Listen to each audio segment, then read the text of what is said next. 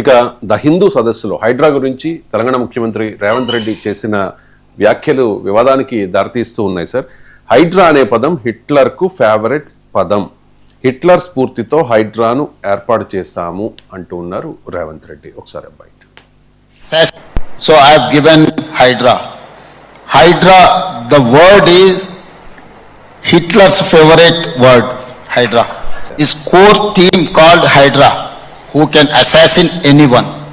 So I have taken inspiration from Hitler. I have named as a Hydra. I have established a organization with a senior IPS officer. I have given 3,000 retired army people and others. Today, anyone, you ask anyone who can dare to encroach any water body in my state or in my Hyderabad. Sir, హైడ్రాను Hitler అంటే దానికి link up చేయడం, నరమేధానికి పాల్పడిన Hitler తనకు ఆదర్శము అనడం ఎంతవరకు correct? అంతకన్నా అన్యాయమైన పొలికి ఇంకోటి ఉండదు. ఒక ప్రజాస్వామ్య పాలకుడికి హిట్లర్ ఏంటండి స్ఫూర్తి నాకు అర్థం కాదు. మరి రేవంత్ రెడ్డికి ఎవరు సలహా ఇచ్చారో తెలియదు కానీ ఒక ప్రజాస్వామ్య పాలకుడికి ప్రజాస్వామ్యంలో బలంగా ఉన్న నాకు ఇందిరాగాంధీ స్ఫూర్తి, నేను గట్టిగా ఉంటాను అంటే కూడా పోనీ ఎమర్జెన్సీ అనే పాయింట్ తప్ప ఇంకా వేరేది రాదు.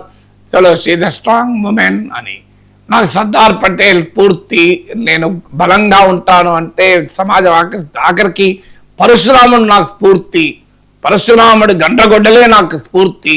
ఎందుకంటే దుష్టులైనటువంటి రాజుల్ని అనేక సార్లు దండయాత్రలు చేసి విజయం సాధించాడు కదా, అందువల్ల పరశురామ ప్రీతి అంటారు.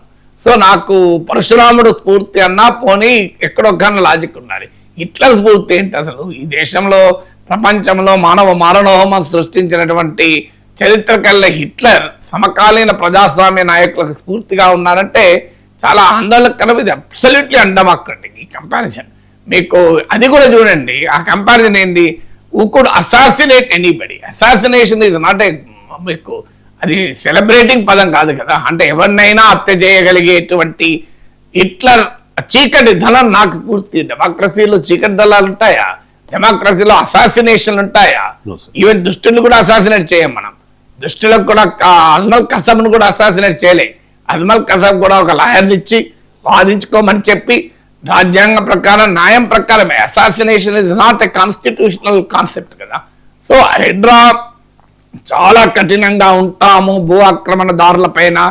భూ ఆక్రమణకు పాల్పడితే ఎంతకైనా నేను వెనకాడు అని చెప్పే క్రమంలో ఇంత దారుణమైన ఉదాహరణ తీసుకుని హిట్లర్ ఏంటి, అసాసినేషన్ ఏంటి, అది ఈవెన్ హిస్టారికల్ గా ఇప్పుడు చాలా మంది చరిత్రకారులు చెప్పేది, నేను హిస్టారియన్ కాదు కానీ even that is not even a fact of history అంటున్నారు.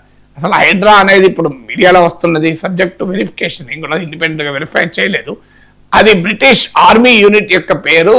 రేవంత్ చెప్పింది హిస్టరీలో కూడా ఆ రెఫరెన్స్ ఏమీ లేదు.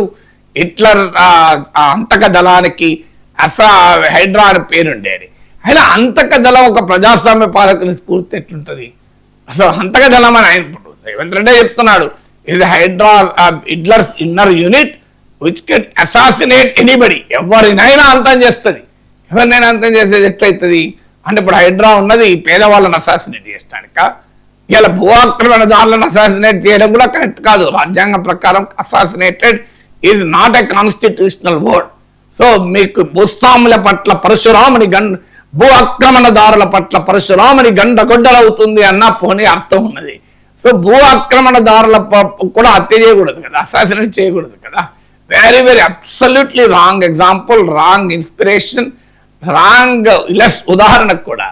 అందువల్ల ప్రజాస్వామ్య పాలకులు ఎవరిని స్ఫూర్తిగా తీసుకోవాలనేది కూడా ఆలోచించాలి కదా. అందువల్ల మీరు ప్రజాస్వామ్యంలో హిట్లర్లు, ఫాసిస్టులు, మీకు నాజీలు వీరు కాదు కదా. నాజీల మించినోడా నైజాము సర్కరోడా, బండెనక్క బండి కట్టి 16 బండ్ల కట్టి ఏ బండిల వస్తావు కొడుకో నైజాము సర్కరోడా అని పాట పాడిన తెలంగాణ గడ్డ. నాజీలను మించినోడా నైజాము సర్కరోడా అన్నారు. అంటే నైజాం సర్కార్ను కూడా, నిజాం నిరంకుశ పాలనను కూడా నాజీలతో పోల్చిన తెలంగాణ పాట కదా, గడ్డ కదా.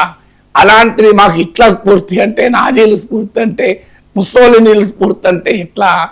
సో అందువల్ల అబ్సల్యూట్లీ అన్యాక్సెప్టబుల్ ఆ కంపారిజన్. మరి ఎందుకు ఎవరు సలహా ఇచ్చారో తెలియదు. ఉద్దేశం మంచిదే కావచ్చు. ఆయన ఉద్దేశం ఏంటంటే భూ ఆక్రమణదారులు చెరువుల్ని పార్కుల్ని ఆక్రమించిన వాళ్ళపై నేను చండశాసనుడిగా ఉంటాను అని చెప్పదలుచుకున్నాడు. చెప్పదలుచుకున్న ఉద్దేశం అదే కరెక్టే, కానీ తీసుకున్న ఉదాహరణ చాలా ప్రమాదకరమైన ఉదాహరణ.